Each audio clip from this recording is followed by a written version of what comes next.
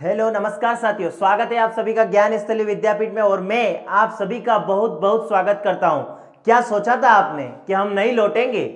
अरे बहुत ही बड़ा दंगल चलने वाला है हमारा और तुम्हारा। जब तक तोड़ेंगे नहीं तब तक छोड़ेंगे नहीं। तो स्वागत है, अभिनंदन है आपका ज्ञान स्थली विद्यापीठ में। और इंग्लिश ग्रामर की अगली क्लास फ्यूचर सिंपल टेंस की आपके है सामने। और वहीं आज की जो टेंस, इसकी जो वर्ब है, आज की क्लास की जो 10 वर्ब है वो है आपके सामने।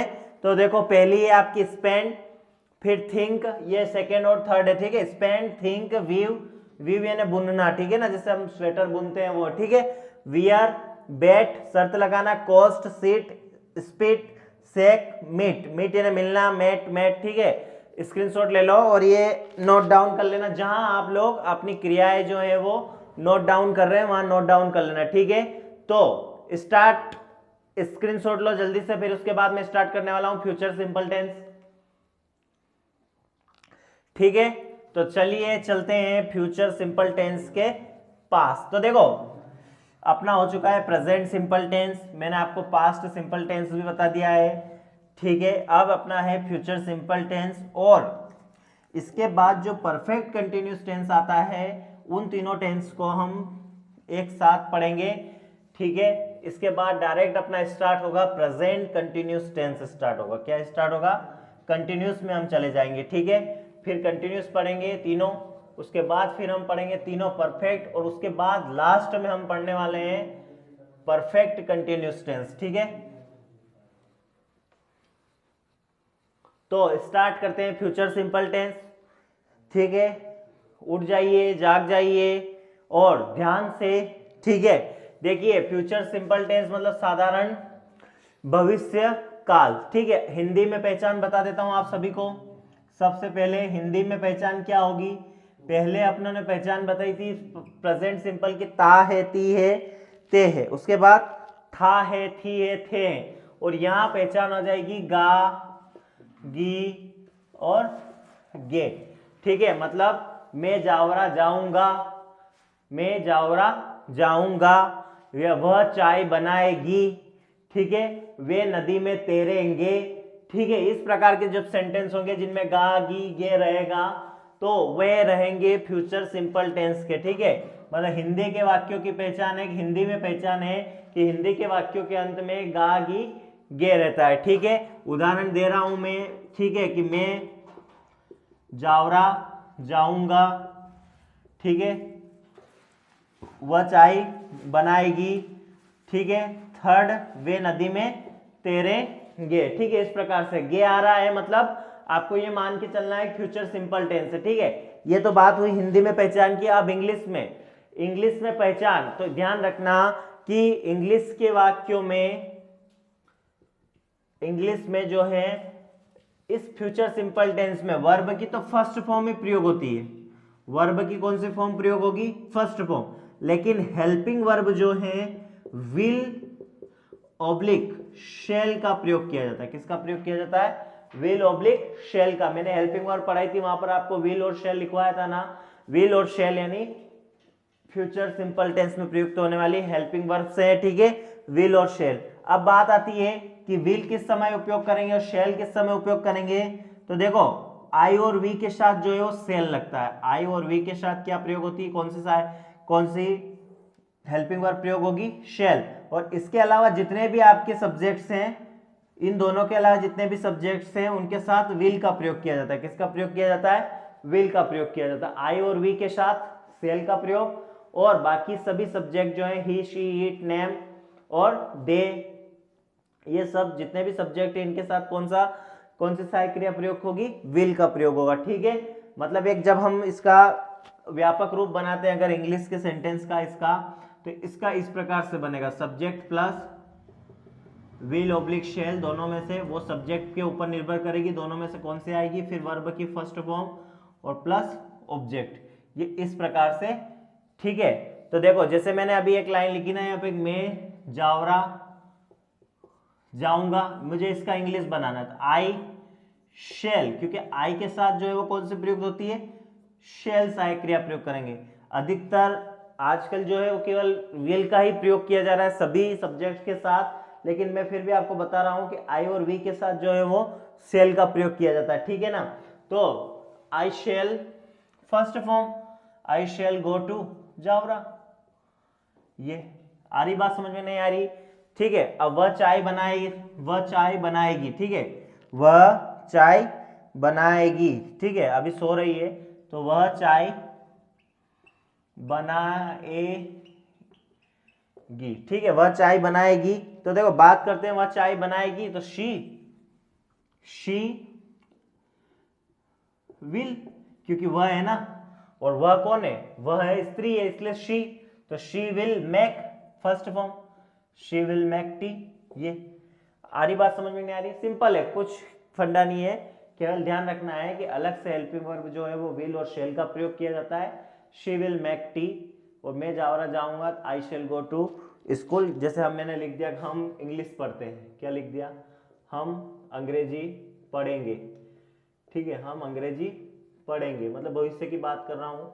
ये मेरा लेक्चर जब तक आपके पास आया, मतलब मैं सोच रहा हूँ कि आप इंग्लिश पढ़ेंगे, मतलब हम इंग्लिश पढ़ेंगे और मैं इंग्लिश पढ़ाऊंगा, ठीक है, मतलब मैं तो पढ़ा ही रहा हूँ अभी आप लोगों को, आप पढ़ रहे हैं या नहीं पढ़ रहे हैं क्या पता। देखो पढ़ना भी दो प्रकार का है, एक तो या तो आप पढ़ रहे हो या आप पढ़े हो, अब पता नहीं आप पढ़े हो या पढ़ रहे हो, देख लेना अपने हिसाब से ना।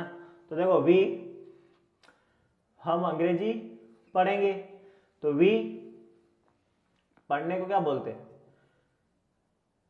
यहां अंग्रेजी पढ़ेंगे मतलब अंग्रेजी सीखेंगे, ठीक है, ये अच्छा लगेगा, अंग्रेजी, हम अंग्रेजी सीखेंगे, ठीक है, हम अंग्रेजी सीखेंगे। तो वी शेल, है ना, लर्न इंग्लिश,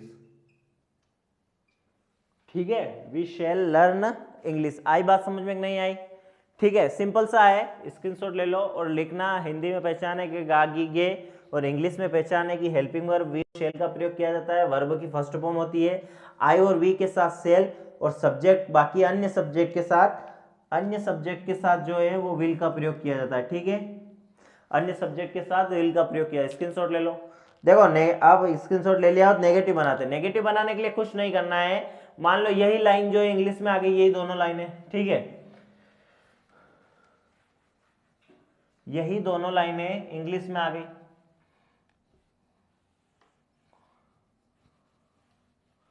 यही दोनों लाइन जो है वो इंग्लिश में जो लाइनें लिखी हुई है, यही दोनों लाइनें जो हैं आपको इन दोनों ही लाइनों को क्या करना है, नेगेटिव में चेंज करना है। नेगेटिव मतलब नकारात्मक, नेगेटिव है ना, नकारात्मक।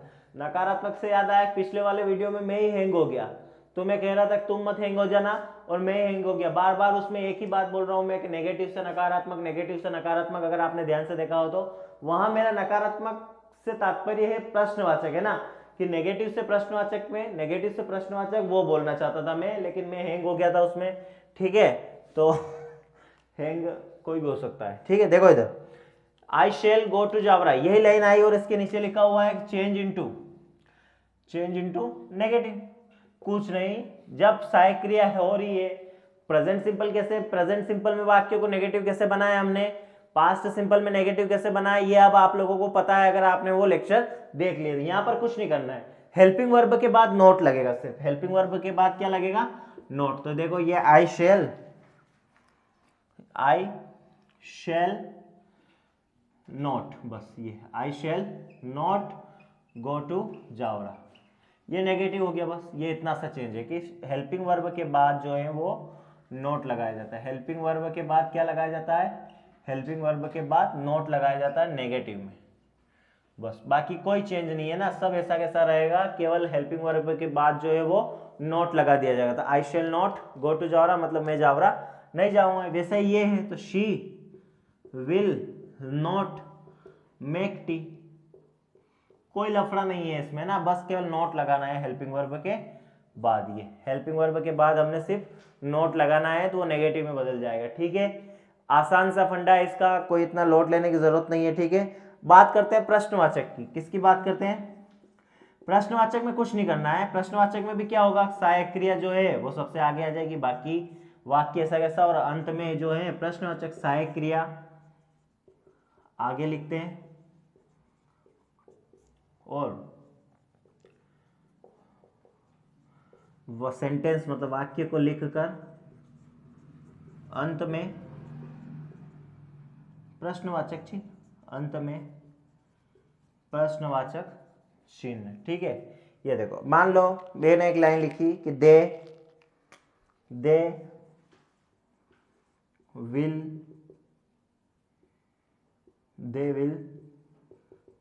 स्विम इनटू रिवर, वे नदी में तैरेंगे, है ना, नदी में तैरेंगे। जब उनकी नींद खुलेगी तभी तैरेंगे वो। ठीक है, तो हो सकता है नींद उनकी खुले ही नहीं, है ना, तो भी तैरेंगे वो। ठीक है, तो दे विल स्विम इनटू रिवर, इसको बनाना है अपने को चेंज इनटू इंट्रोगेटिव। क्या करना है, इसको इंट्रोगेटिव में बदलना है। किसमें बदलना है, इंट्रोगेटिव में। कुछ नहीं करना है, जो सहायक क्रिया दिख रही है उस सहायक क्रिया को सबसे पहले आगे ला के रख दो।